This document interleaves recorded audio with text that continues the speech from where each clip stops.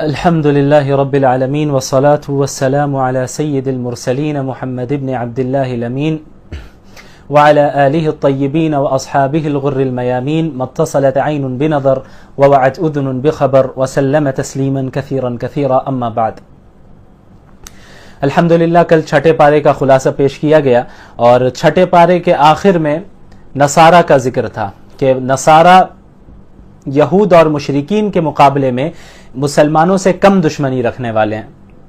تو اب 7ویں پارے کی ابتدا ہو رہی ہے وَإِذَا سَمِعُوا مَا أُنزِلَ إِلَى الرَّسُولِ تَرَى أَعْيُنَهُمْ تَفِيضُ مِنَ الدَّمْعِ مِمَّا عَرَفُوا مِنَ الْحَقِّ. اب ادھر ان نصارہ کا ذکر ہے، ان کرسچنز کا ذکر ہو رہا ہے جو کہ حبشہ سے تعلق رکھنے والے تھے. آپ کو معلوم ہونا چاہیے کہ مدینہ المنورہ ہجرت کرنے سے پہلے مسلمانوں کی جو پہلی ہجرت ہوئی ہے بعض مسلمانوں کی، وہ حبشہ کی طرف ہوئی ہے. وہ ایک کرسچن ملک تھا اور وہاں پر جو حکومت تھی وہ بھی کرسچن تھی. اور وہاں پر جب مسلمان گئے اور پھر حضرت جعفر طیار رضی اللہ عنہ نے وہاں کے بادشاہ کے سامنے جو خطاب کیا اور اسلام کے متعلق انہیں باتیں بتائیں، تو کیا ہوا کہ وہاں کے جو نصارہ تھے ان کے آنکھوں سے آنسو بہنے لگے قرآن کو سننے کے بعد. تو اللہ تعالیٰ نے ان کے نرم دل کا ذکر کیا ہے اور وہ جو مسلمانوں کے لیے نرم گوشہ رکھتے ہیں اس کا ذکر کیا.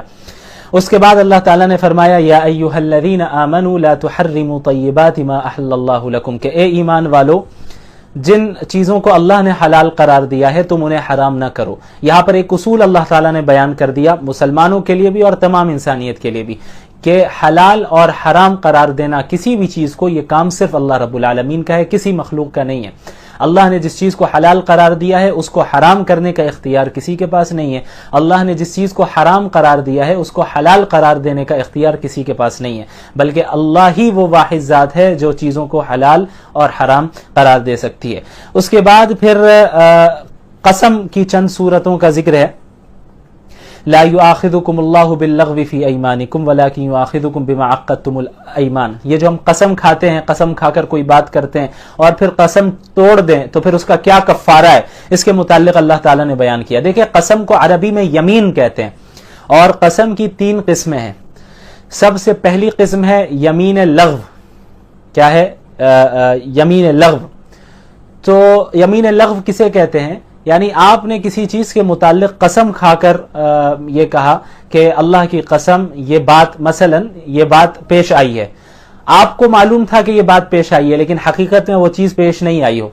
یعنی آپ کے علم میں تھا، آپ کو خبر پہنچی کہ بھئی ہاں ایسا ایسا معاملہ ہوا، لیکن حقیقت میں ایسا ہوا نہیں، لیکن آپ نے قسم کھا کر کہا کہ ہاں ایسا ہوا ہے اپنے علم کے مطابق، حالانکہ حقیقت اس کے برخلاف ہے.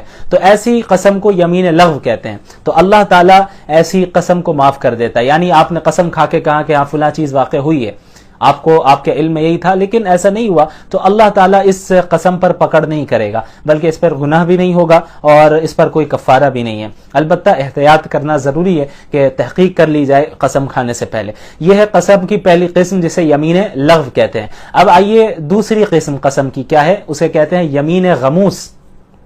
کیا کہتے ہیں؟ یمین غموس. یمین غموس اس قسم کو کہتے ہیں جسے آپ پاسٹ میں کسی چیز کے متعلق قسم کھائے اور جھوٹی قسم کھائے. کہ مثلا آپ کہیں کہ اللہ کی قسم میں نے ایسا کام نہیں کیا، حالانکہ آپ نے کیا ہوتا ہے، آپ نے کیا ہوا ہے اس کام کو، لیکن آپ قسم کھا کر کہہ رہے ہیں کہ اللہ کی قسم میں نے ایسا نہیں کیا پاسٹ میں کسی چیز کے متعلق، اور جھوٹی قسم کھا رہے ہیں. تو ایسی قسم کو یمین غموس کہتے ہیں. تو یہ سخت گناہ ہے، اس سے استغفار کرنا، توبہ کرنا ضروری. البتہ کوئی کفارہ نہیں ہے اس کا یہ ہے کہ بھئی آپ توبہ اور استغفار کرے، کیونکہ آپ نے جھوٹی قسم کھائی ہے تو اللہ تعالیٰ سے مغفرت طلب کرے. تو انشاءاللہ اگر صدق دل سے ہم کریں گے تو اللہ معاف کرے گا. اس کے بعد قسم کی ایک تیسری قسم ہے جسے یمین منعقدہ کہتے ہیں. کیا کہتے ہیں؟ یمین منعقدہ. وہ اس قسم کا تعلق ہوتا ہے فیوچر کے کام سے. یعنی آپ نے قسم کھا کر کہا کہ میں یہ کام کروں گا، ظاہر ہے فیوچر میں کریں گے. آپ نے قسم کھایا اللہ کی قسم میں ایسا کروں گا، لیکن فیوچر میں آپ نے ایسا کیا نہیں، پھر تو یہ قسم کی مخالفت ہو گئی. قسم کھا کے آپ نے کہا کہ میں ایسا کروں گا لیکن آپ نے نہیں کیا، تو یہ آپ نے قسم کو توڑ دیا. تو یہ جو یمین منعقدہ ہے اس کا جو ہے کفارہ ادا کرنا ضروری ہے. اس کا کفارہ کیا ہے؟ فَإِطْعَامُ 10 مساکین، کہ یہ آپ 10 مسکینوں کو کھانا کھلائیں، یا پھر انہیں 10 مسکینوں کا آپ کپڑا پہنائے، یعنی ایک قسم توڑنے کا کفارہ ہے یہ۔ کون سی قسم کا کفارہ ہے؟ یمین منعقدہ کا، وہ قسم جو آپ فیوچر کے متعلق کھاتے ہیں اور پھر فیوچر میں آپ اس قسم کے مطابق عمل نہیں کرتے، تو پھر وہاں پر آپ کو کفارہ ادا کرنا ہوگا۔ اور اس کا کفارہ یہ ہے کہ اگر آپ کے پاس استطاعت ہے تو آپ 10 مسکینوں کو کھانا کھلائیے، متوسط درجے کا کھانا ہے، بہت زیادہ ہائی فائی بھی نہیں اور بہت زیادہ خراب بھی نہیں، مڈل لیول کا جو کھانا ہوتا ہے متوسط درجے کا، وہ آپ کو 10 مسکینوں کو کھانا کھلانا ہے، یا پھر 10 مسکینوں کو کپڑے پہنائیے، انہیں کپڑے دیجئے، یہ ہے کفارہ۔ اور اگر کسی کے پاس استطاعت نہیں ہے کہ بھائی اتنے پیسے نہیں ہیں اس کے پاس کہ وہ کسی یہ 10 مسکینوں کو وہ کھانا کھلا سکے یا 10 مسکینوں کو کپڑے پہنا سکے، تو اس کے لیے لازم ہے کہ لگاتار 3 دن تک روزے رکھے گا۔ تو قسم توڑنے کا کفارہ یہی ہے، مستقبل میں یمین منعقدہ کا کہ قسم توڑنے کا کیا ہے کفارہ؟ یہی ہے کہ 10 مسکینوں کو کھانا کھلائے یا کپڑے پہنائے، اور اگر اس کی استطاعت نہیں ہے، اتنے پیسے نہیں ہیں، تو پھر اس شخص کو چاہیے کہ 3 دن تک لگاتار روزے رکھیں۔ اس کے بعد اللہ تعالیٰ نے حرام چیزوں کا ذکر کیا، یا ایھا الذین آمنوا انما الخمر والمیسر والانصاب والازلام رجس من عمل الشیطان، کہ اے ایمان والو، شراب، جوا، بت اور جوئے کے جو تیر ہوتے ہیں، یہ ساری چیزیں کیا ہے؟ یہ حرام ہے اور شیطان کے عمل میں سے ہے، اس لیے ان چیزوں کو ترک کر دو۔ اللہ شیاطین چاہتے ہیں کہ وہ ان چیزوں کے ذریعے تمہارے درمیان پھوٹ ڈالے، اختلاف ڈالے۔ اس کے بعد پھر ایک خاص مسئلے کا ذکر ہے کہ ایک جو محرم ہوتا ہے، محرم کسے کہتے ہیں؟ جو احرام باندھ چکا ہو۔ احرام کی حالت میں بہت سی چیزوں کے کرنے کی اجازت نہیں ہوتی، انہی میں سے ایک چیز یہ بھی ہے کہ محرم یعنی جو احرام باندھ چکا ہو، اب وہ شکار نہیں کر سکتا، اس کے لیے خشکی کے جانور کا شکار کرنا جائز نہیں، یعنی زمین کے جانور کا شکار کرنا جائز نہیں ہے۔ لیکن اللہ تعالیٰ نے پھر ایک چھوٹ دی، اجازت دی کہ احل لکم صید البحر وطعامہ متاعا لکم وللسیارہ، کہ سمندری جانور کا شکار کر سکتے ہو۔ جو سمندری جانور کا شکار جو محرم ہے وہ کر سکتا ہے، اگر سمندر سے ظاہر سفر کر رہا ہے تو اس کے لیے بہت ضروری بھی ہے، تو اللہ نے اس کی اجازت دی۔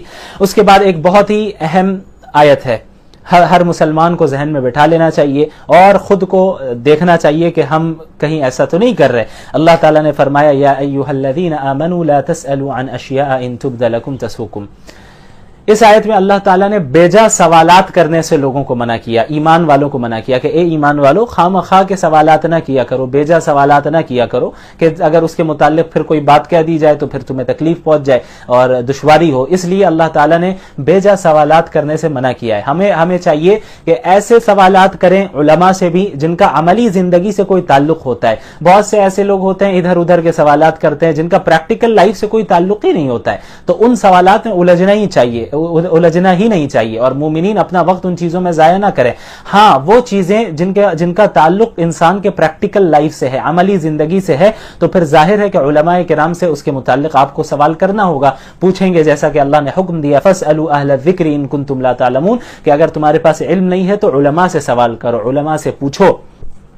تو بھئی کون سی چیز واجب ہے، کون سی چیز فرض ہے، مستحب ہے، ناجائز ہے، ان ساری چیزوں کا حکم اسی وقت آپ معلوم کر پائیں گے۔ آپ کے پاس اگر علم نہیں ہے تو آپ کو علماء سے پوچھنا ہوگا، سوال کرنا ہوگا، تو وہ تو جائز ہے۔ لیکن خواہ کے سوالات، مثلا بھئی حضرت آدم نے کون سا پھل کھایا تھا جس کی وجہ سے جنت سے نکالا گیا، حضرت موسیٰ کی لاٹھی کا رنگ کیا تھا، کس لکڑی کا سے وہ بنی ہوئی تھی وہ لاٹھی، تو یہ ایسے سوالات ہیں جن کا ہماری عملی زندگی سے کوئی تعلق نہیں ہے، اور ہمیں ان چیزوں کی تفصیل جان کر کوئی فائدہ بھی نہیں حاصل ہونے والا۔ جن چیزوں کو جاننا ہمارے لیے ضروری تھا اللہ نے اتنی چیزوں کی وضاحت کر دی ہے، تو بیجا سوالات سے ہمیں بچنا ہے۔ اس کے بعد مشرکانہ رسومات کی تردید کی گئی۔ مشرکین کیا کیا کرتے تھے؟ اپنے طور پر بہت سے جانوروں کو حرام قرار دے دیا کرتے تھے اور بتوں کے نام پہ انہیں چھوڑ دیا کرتے تھے، تو اللہ نے اس کی بھی تردید کی کہ یہ ساری چیزیں غلط ہے۔ اس کے بعد انبیاء علیہم الصلاۃ والسلام کے متعلق بیان کیا گیا کہ قیامت کے دن یوم یجمع اللہ الرسل، قیامت کے دن اللہ تعالیٰ تمام رسولوں کو جمع کرے گا، فیقول ماذا اجبتم، اور اللہ تعالیٰ رسولوں سے سوال کرے گا، انبیاء سے سوال کرے گا کہ آپ نے دعوت کا کام کیا تو لوگوں نے آپ کو کیا جواب دیا، یعنی لوگوں نے آپ کی بات مانی یا نہیں مانی۔ تو سارے انبیاء کیا کہیں گے؟ قالوا لا علم لنا، کہ ہمارے پاس اس کا کوئی علم نہیں. انک انت علام الغیوب، اے اللہ رب العالمین آپ ہی علام الغیوب ہے، غیب کا علم آپ ہی رکھنے والے ہیں. وہ ایمان لائے یا نہ لائے، نہیں لائے، اعمال اچھے کیے انہوں نے یا نہیں کیے، اس کا علم آپ کے پاس ہے. یعنی اس وقت اللہ کے خوف سے کوئی بات نہیں کر رہا ہوگا. جیسا کہ ایک جگہ اللہ نے فرمایا آگے یوم لا تکلم نفس الا باذنہ، کہ اس دن اللہ کے سامنے کوئی بھی جان، کوئی بھی انسان اللہ کی اجازت کے بغیر بات نہیں کرے گا. یعنی خوف کا یہ عالم ہوگا، دہشت کا یہ عالم ہوگا. قیامت کی ہولناکی کو دیکھ کر ایسا منظر ہوگا اور ایسی کیفیت انسان کے اندر پیدا ہو جائے گی کہ کوئی یہ جرت نہیں کر سکے گا کہ اللہ کے سامنے ایک لفظ بھی بول پائے.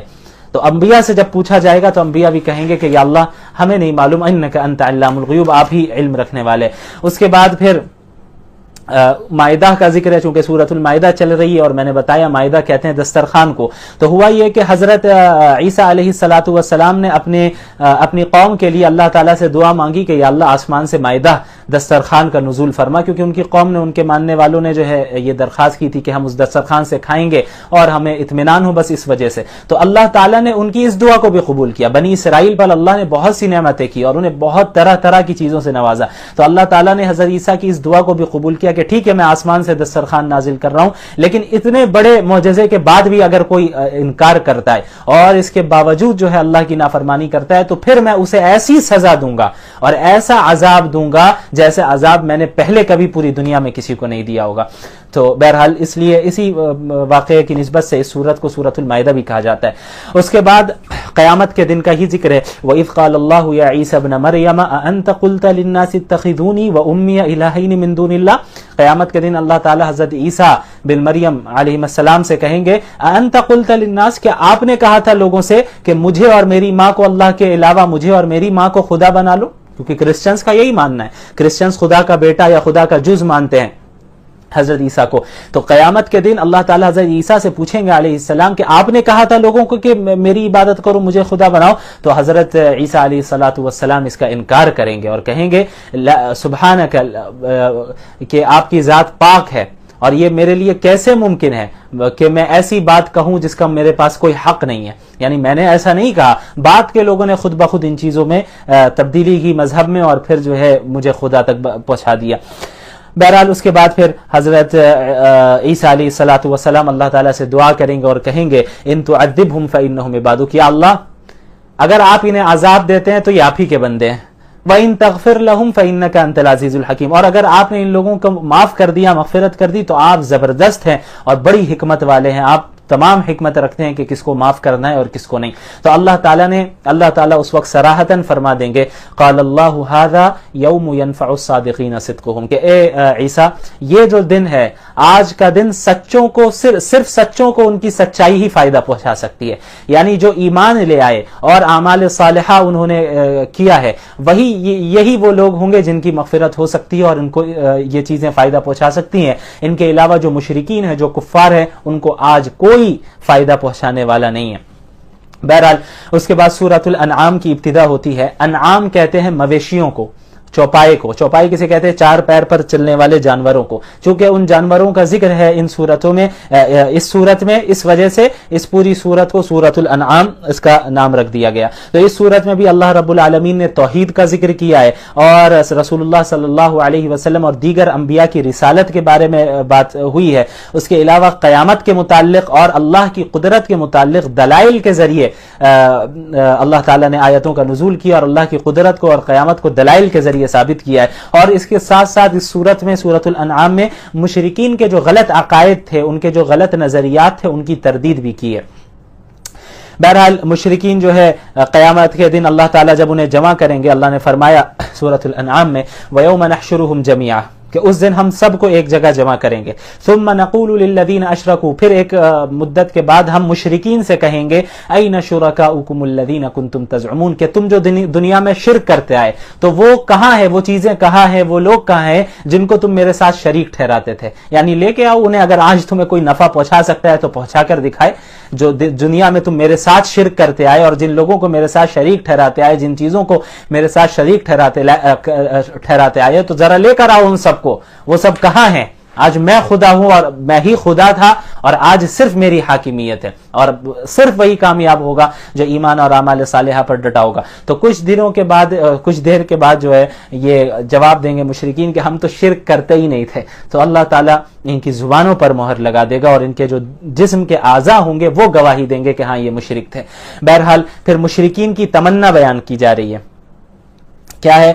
قد خسر الذين كذبوا بلقاء الله حتى إذا جاءتهم الساعة بغتة قالوا يا حسرتنا على ما فرطنا فيها وهم يحملون أوزارهم على ظهورهم، کہ قیامت کے دن جب ان مشرکین کو جہنم کے دروازے پر لایا جائے گا اور جہنم کے کنارے پر کھڑا کر دیا جائے گا، تو جہنم کے عذاب کو دیکھ کر، جہنم کی ہولناکی کو دیکھ کر یہ تمنا کریں گے کہ کاش ہم دوبارہ دنیا میں واپس بھیج دیے جائیں اور اب ہم ایمان لے آئیں گے۔ کاش یا حسرتنا علی ما فرطنا فیہا، کہ ہائے افسوس میں ہم نے کیا کوتاہی دنیا میں کر دی، ہم نے رسول اللہ کا انکار کیا، ہم مسلمانوں کا مذاق اڑاتے رہے، ہم ایک اللہ پر ایمان نہیں لائے، ہم محمد الرسول اللہ صلی اللہ علیہ وسلم پر ایمان نہیں لائے، ہم تمام انبیاء پر ایمان نہیں لائے، ہم نے اسلام کو عام مذہبوں کی طرح سمجھ لیا، لیکن اسلام تو وہ مذہب تھا جو اللہ کی طرف سے نازل ہوا ہے، ہمیں اس کو قبول کرنا تھا تبھی ہمارے لیے نجات ممکن تھی، لیکن ہم نے اسلام کو ریجیکٹ کر دیا، ہائے افسوس کہ کاش اب ہم واپس دنیا میں بھیج دیے جائیں تو اب ایمان لے آئیں گے۔ تو قیامت کے دن یہ افسوس کرنا کسی کو کوئی کام نہیں، نفع نہیں پہنچانے والا کہ اب واپسی نہیں ہے، اب کوئی واپسی نہیں ہے۔ یہی یہ دنیا کی زندگی ہے جو 60-70 سال کی زندگی ہے، اور اس کی بھی کوئی گارنٹی نہیں ہے، کسی کی 40 سال میں موت ہوتی ہے، 50 میں، 20 میں، 22 میں، اور آج کل تو اچانک کی موتیں بہت زیادہ کثرت سے ہو رہی ہیں۔ نوجوان بھی فوراً خبریں بہت ساری ملتی ہیں کہ نوجوان آدمی تھا اور وہ مر گیا، حادثے میں مر گیا۔ تو یہ زندگی جو ہے، یہ دیکھیں، میں سب سے کہوں گا، اس میں اپنے آپ کو شامل کر کے کہہ رہا ہوں کہ یہ ایک جو ہمارے پاس لمیٹڈ ٹائم ہے، بس یہی وہ وقت ہے جس میں ہم کچھ کر سکتے ہیں۔ اگر ہم نے اپنی زندگی کو گنوا دیا اور اس زندگی میں اگر ہم نے اللہ اور اس کے رسول کی اطاعت نہیں کی، تو خدا کی قسم مرنے کے بعد جو ہمیں افسوس ہونے والا ہے اس کی بھرپائی ہم نہیں کر سکتے، اس کی تلافی نہیں کر سکتے، اور ہم پچھتاتے رہیں گے اور ہم پریشان ہو جائیں گے کہ کاش ہم نے اچھے اعمال کر لیے ہوتے۔ اس لیے جو ابھی زندہ ہیں وہ اللہ کی نعمت سمجھے، جو مر گئے ہیں وہ تو تمنا کرتے ہیں کہ بھئی ہمیں واپس دنیا میں جگہ مل جائے، زندگی مل جائے تو ہم اب ایمان لے آئیں گے یا اچھے اعمال کر لیں گے۔ تو ابھی ہمارے پاس تو موقع ہے، میرے پاس اور آپ کے پاس موقع ہے، کہیں ہم ان لوگوں میں نہ شمار ہو جائیں، ہمیں بھی شمار کیا جائے، ہم بھی ان لوگوں میں داخل نہ ہو جائیں کہ قیامت کے دن جب عذاب علیاذ باللہ ہمیں دیا جانے والا ہوگا تو ہم کہیں گے کہ یا حسرتنا علی ما فرطنا فیہا۔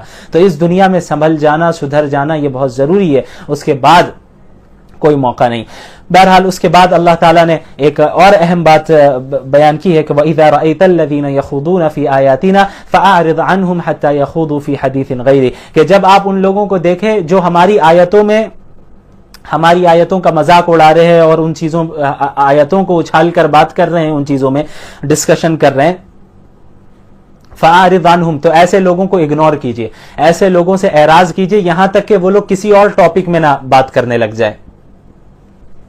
تو کیا معلوم ہوا کہ ایسے لوگ جو اللہ کے دین کا مذاق اڑاتے ہیں، اللہ کے دین کو غلط ثابت کرتے ہیں، اللہ کے نبی کا مذاق اڑاتے ہیں، ایسے لوگ جب اس ٹاپک پہ ڈسکشن کر رہے ہوں تو ان کے ساتھ نہیں بیٹھنا ہے۔ اسی طرح آپ سوشل میڈیا میں بھی کئی سارے ایسے ہوتے ہیں، کئی سارے ایسے ایتھسٹ ہیں، ملحدین ہیں جو لائیو اسٹریمز کرتے ہیں اور اسلام کے خلاف باتیں کرتے رہتے ہیں، اسلام کی، اللہ کی آیتوں کا مذاق اڑاتے ہیں۔ ان کے پاس تو علم نہیں ہے، جہالت میں، ہٹ درمی میں اور دشمنی میں بس وہ ایسا کر رہے ہیں، اسلاموفوبیا کے شکار ہو چکے ہیں، اس وجہ سے وہ ایسا کر رہے ہیں۔ تو وہ تو اللہ کی آیتوں کا مذاق اڑا رہے ہیں۔ تو دیکھا جاتا ہے کہ بہت سے مسلمان بھی ان لائیو اسٹریمز میں شریک ہو جاتے ہیں، سنتے ہیں، کالرز کی طرح چلے جاتے ہیں۔ تو یاد رکھیے اس آیت کو، اللہ نے فرمایا کہ جب ایسے لوگ اللہ کی آیتوں کا مذاق اڑا رہے ہوں، دخل اندازی کر رہے ہوں، تو پھر ایسے لوگوں کے ساتھ مت بیٹھیے، وہاں آپ شریک نہ ہوں ان ڈسکشنز میں۔